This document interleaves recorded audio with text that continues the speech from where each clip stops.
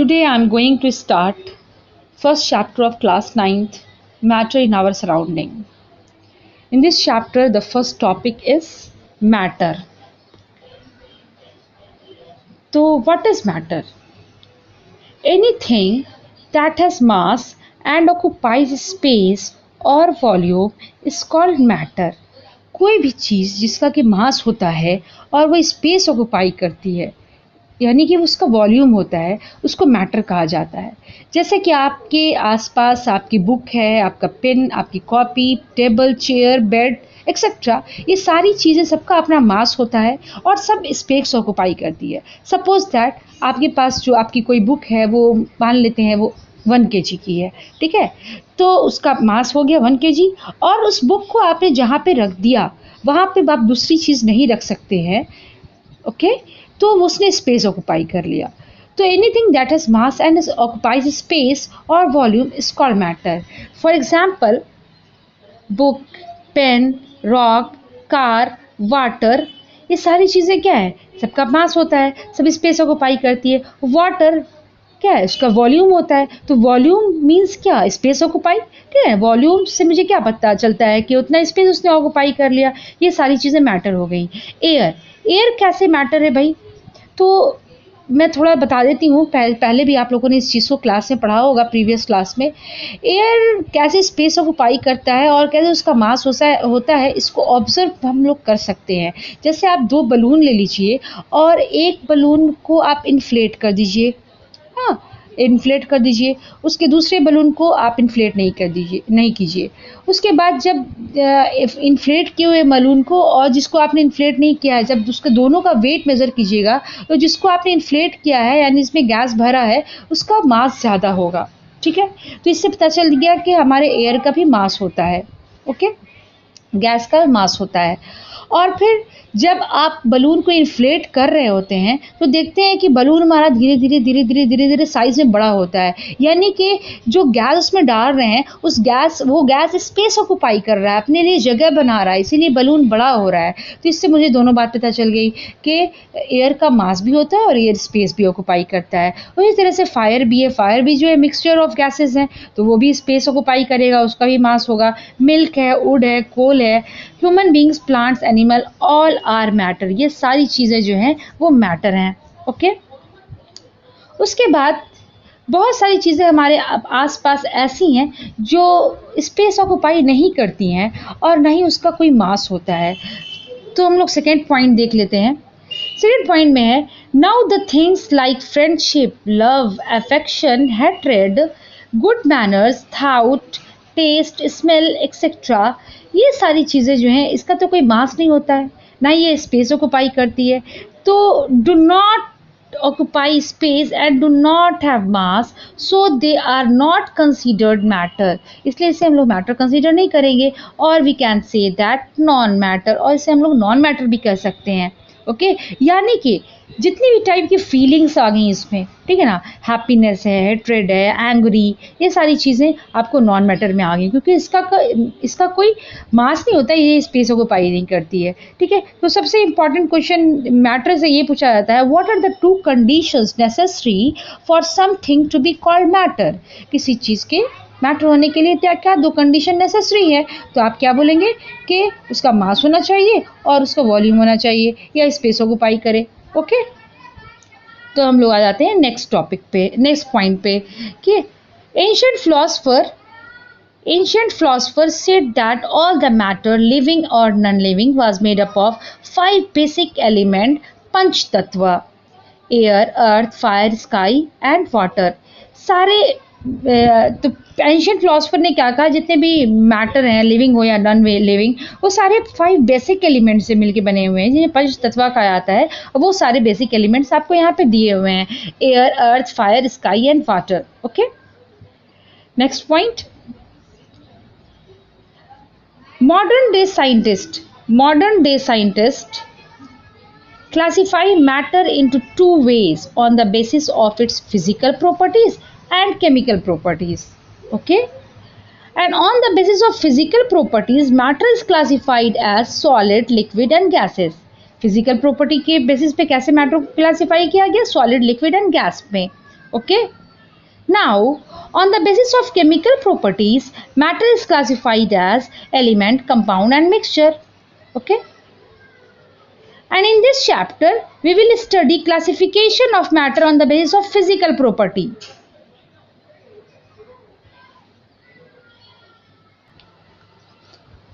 अब हमारा next topic है कि physical nature of matter, physical nature of matter, ठीक है ना। तो matter is made up of particle. Matter जो होते हैं ना वो छोटे छोटे पार्टिकल्स के मिलके बने हुए होते हैं। जैसे आपको यहाँ पे दिख रहा होगा इस फिगर में एक ब्लॉक लिया है हमने और उस ब्लॉक में छोटे छोटे पार्टिकल्स दिखाए गए हैं कि वो ब्लॉक जो है वो छोटे छोटे पार्टिकल्स से मिलके बना हुआ है, ठीक है ना। तो नेक्स्ट पॉइंट है everything around us is made up of particle, ठीक है। Our book body chair etcetera, number of particles in everything is very very large. ये सारी चीज़ों में अगर नंबर ऑफ पार्टिकल देखा जाए तो वो बहुत ज़्यादा है। Example, a small raindrop contain about 10 to the power 21 particle of water in it। एक स्मॉल रेन ड्रॉप में वाटर के कितने पार्टिकल होते हैं? 10 टू द पावर 21 पार्टिकल्स होते हैं। देखिए आपके एनसीईआरटी की बुक में एक्टिविटी 1.1 से पहले एक क्वेश्चन भी है कि इस मैटर कंटिन्यूअस और पार्टिकुलेट, मतलब कि मैटर जो है वो particulate, matter is particulate in nature. मतलब बोलने का ये हुआ कि मैटर वो छोटे छोटे पार्टिकल का बना हुआ है। तो क्वेश्चन है कि इस मैटर कंटिन्यूअस और पार्टिकुलेट, मैटर जो है वो कंटिन्यूअस है या पार्टिकुलेट है, तो वो आपको एक्टिविटी में करके बताना है, जो हम लोग अभी आगे एक्टिविटी में देखने वाले हैं। ओके, तो देखिए मैटर जो है ना वो पार्टिकुलेट इन नेचर होता है, मतलब वो छोटे छोटे पार्टिकल का मिलकर बना हुआ होता है, वो कंटिन्यूअस नहीं होता है। कंटिन्यूअस बोलने का मतलब कि जैसे कि कोई ब्लॉक ऑफ वुड हो, हाँ, किसी भी चीज़ का बड़ा सा स्लैब हो, इस शेप का नहीं होता है मैटर, वो छोटे छोटे पार्टिकल का होता है। जैसे आपके पास सैंड है, एक ग्लास अगर आपके पास सैंड है तो उस वन ग्लास सैंड में छोटे छोटे पार्टिकल्स हैं सैंड के, तो मैटर बिल्कुल वैसा ही होता है, वो कंटिन्यूअस नहीं होता है, यानी कि वो in the form of block नहीं होता है। अब हम लोग नेक्स्ट पॉइंट पे आते हैं कि particles of matter are very very small. जब हमने देखा कि एक स्मॉल रेन ड्रॉप में 10 to the power 21 water particles हैं, इससे मुझे पता चल गया कि पार्टिकल्स जो है वो बहुत छोटे होते हैं। We can not see them even with high power microscope, okay, but we have certain evidence which tells us that all the matter is made up of tiny particles and are constantly moving, they are in motion, ठीक है। लेकिन हमारे पास कुछ evidences है जिसे मैं आपको ये बताऊंगी कि मैटर जो है वो टाइनी पार्टिकल्स का बना हुआ है और वो टाइनी पार्टिकल्स जो है वो कंटिन्यूअस मोशन में है, they are in motion, okay. अब हम लोग आ जाते हैं एनसीईआरटी की फर्स्ट एक्टिविटी जो है एक्टिविटी 1.1, जो इस पिक में आप लोग देख रहे हैं। यहाँ पे क्या किया गया है कि एक बीकर लिया गया है, ओके। उस बीकर में वाटर ले लिया गया है, आप सपोज कर ले 100 ml वाटर ले लें, उसमें आप वाटर उसमें फिल करने के बाद वहाँ मार्क कर देना है, ओके, मार्क कर देना है। मार्क करने के बाद सेकंड पिक में आपको दिख रहा होगा कि उसमें 1 स्पून सॉल्ट या शुगर डाला गया है, ओके। 1 स्पून सॉल्ट या शुगर डालने के बाद फिर उसको थर्ड पिक में आपको दिख रहा है कि उसे स्टर कर दिया गया है, ठीक है। स्टर करने के बाद क्या होता है कि आप देखेंगे कि वहाँ से जो भी आपने मिलाया था उसमें शुगर या सॉल्ट जो भी, वो डिज़ैपियर हो जाता है। तो डिज़ैपियर होने का क्या मतलब है? Where does sugar goes, sugar कहाँ गया या सॉल्ट जो है वो कहाँ गया आपने जो उसमें मिलाया, ठीक है। तो यहाँ पे इसका मतलब ये है कि शुगर के पार्टिकल और वाटर के पार्टिकल आपस में इंटरमिक्स कर जाते हैं, जिस वजह से वो आपको शुगर या सॉल्ट डिज़ैपियर हो जाता है। अगर वो कंटिन्यूअस होता, अगर कोई मैटर कंटिन्यूअस होता, ठीक है, यानी कि block in the form of block होता, यानी कि वाटर जो है ब्लॉक के फॉर्म में होता, शुगर जो है बड़े बड़े ब्लॉक के फॉर्म में होता, वो पार्टिकुलेट नहीं होता, तो दोनों ब्लॉक आपस में इंटरमिक्स तो नहीं कर पाते, तो मेरा शुगर या सॉल्ट जो भी है वो वाटर में डालने के बाद डिज़ैपियर नहीं होता। तो ये बात है। तो इससे मुझे ये पता चला कि कोई मैटर जो है वो छोटे छोटे पार्टिकल्स से मिलके बने हुए होते हैं, ओके। देखिए यहाँ पे जो स्टर किया गया है, स्टर करने से आपको कंफ्यूज नहीं होना है कि स्टर कर दिया इस वजह से तो मेरा शुगर डिज़अपियर हो गया। देखिए अगर आप बीकर में शुगर डालते हैं, पिंच ऑफ शुगर डालते हैं, उसके बाद उसके आप स्टर ना करें, उसे छोड़ दें वैसे ही, 1 घंटे के बाद देखेंगे आपका शुगर डिज़अपियर हो जाएगा। लेकिन स्टर यहाँ पे इसलिए किया गया है, उस प्रोसेस को फास्ट करने के लिए किया गया है, ठीक है ना। तो यहाँ कंफ्यूज नहीं करना है कि स्टर करने की वजह से वो डिज़अपियर हो गया, बल्कि अगर आप उसको स्टर ना भी करें तो वो थोड़ा लेट होगा, लेकिन कुछ देर के बाद आपको लगेगा कि शुगर डिज़अपियर हो गया, लेकिन स्टर करने से फौरन आपको दिख जाएगा कि शुगर डिज़अपियर हो गया। स्टर बस करते हैं प्रोसेस को फास्ट करने के लिए। ओके, तो क्या होता है कि शुगर के पार्टिकल और वाटर के पार्टिकल आपस में इंटरमिक्स हो जाते हैं, तो मुझे इससे ये पता चला कि वाटर और कोई भी मैटर जो है वो पार्टिकल्स का बना हुआ है। तो हम लोग नेक्स्ट पॉइंट में देख लेते हैं क्या स्टेटमेंट है, मतलब इस एक्टिविटी के बारे में क्या कहा गया है। तो it shows that both sugar और salt and water is made up of particles. Okay, and salt solution will taste salty. अगर सॉल्ट मिलाया था बीकर में हमने, तो वो क्या होगा, कुछ देर के बाद पूरा सॉल्यूशन मेरा सॉल्टी हो जाएगा। तो it shows that particles of salt and water are continuously moving. पूरा सॉल्यूशन ही मेरा सॉल्टी हो गया। तो इससे क्या पता चल रहा है कि particle of water and particles of sugar या सॉल्ट जो भी हैं, ये कंटिन्यूअस मोशन में है, आर मूविंग। अगर ये मूविंग नहीं होते, मोशन में नहीं होते, पार्टिकल ऑफ शुगर अपनी जगह बैठा रहता और वाटर का पार्टिकल अपनी जगह बैठा रहता, तो क्या मेरा पूरा सॉल्यूशन सॉल्टी होता या पूरा सॉल्यूशन मेरा स्वीट होता? नहीं होता, ठीक है ना। जब पूरा सॉल्यूशन स्वीट हो जा रहा है तो इससे ये पता चल रहा है, या पूरा सॉल्यूशन मेरा सॉल्टी हो जा रहा है, उससे ये पता चल रहा है कि शुगर और सॉल्ट के पार्टिकल और वाटर के पार्टिकल दोनों मूविंग हैं, दोनों मूव कर रहे हैं, तब ना नीचे से ऊपर आ गया, पूरा इंटरमिक्स हो गया। ओके, आई थिंक आप लोगों को क्लियर हो गया होगा।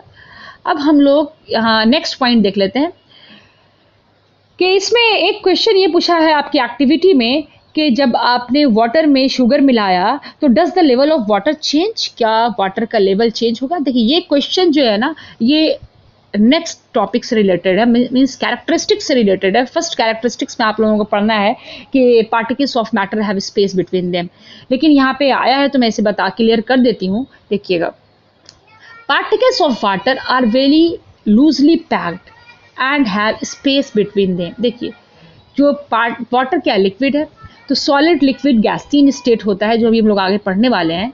तो सॉलिड के पार्टिकल्स के बीच में बहुत कम स्पेस होता है, लिक्विड के पार्टिकल के बीच में उससे थोड़ा ज़्यादा स्पेस होता है, और गैस के पार्टिकल के बीच में और भी ज़्यादा स्पेस होता है। तो लिक्विड के पार्टिकल्स जो है थोड़ा लूजली पैक्ड होते हैं।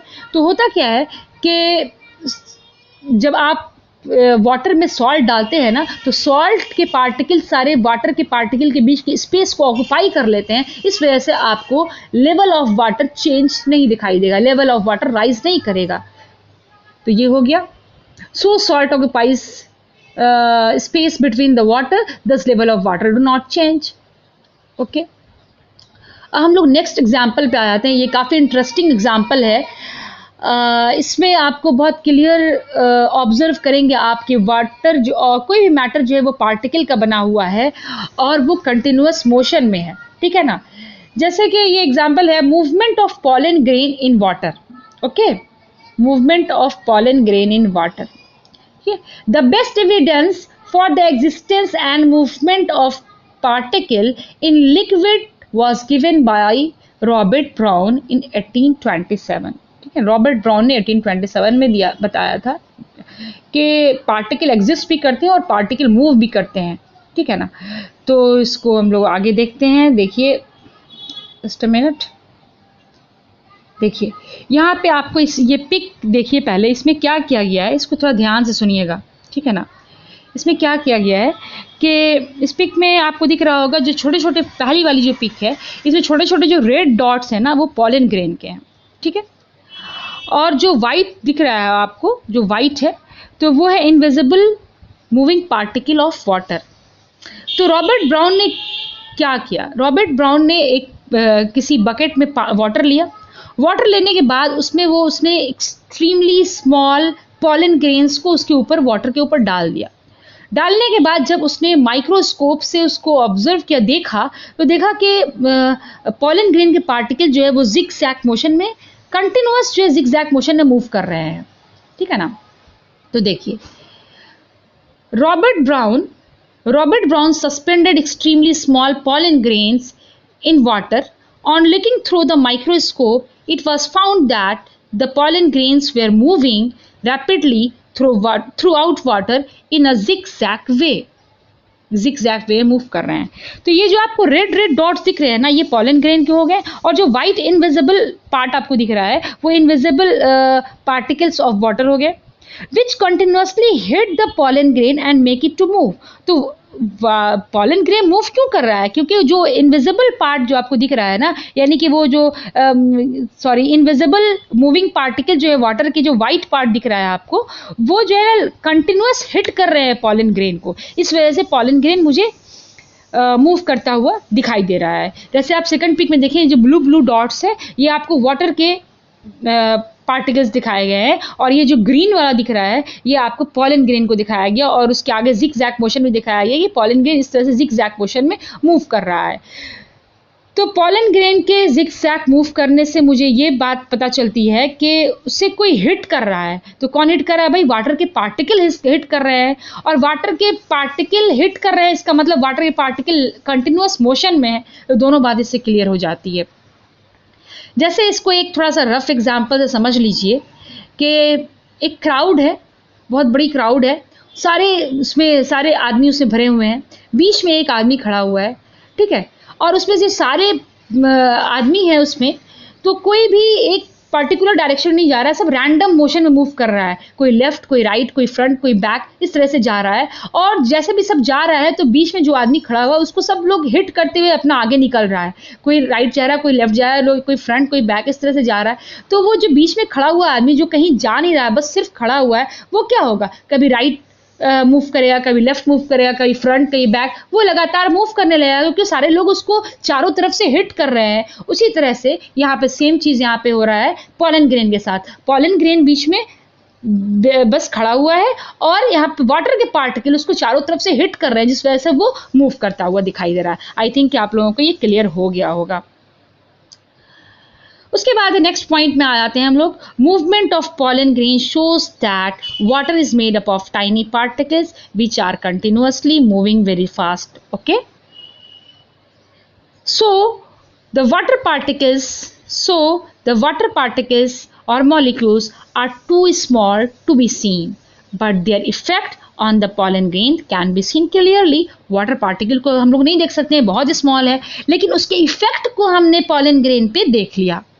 Okay, then next point, the random motion of visible particle यानी कि pollen grain caused by much smaller invisible particle of water is an example of Brownian motion। ठीक है ना। इसी जो random motion of visible particle होता है, किसी विजिबल पार्टिकल का जो रैंडम मोशन होता है ना, इसी को ब्राउनियन मोशन कहा जाता है। ठीक है, next point, Brownian motion can also be observed in gases. Okay,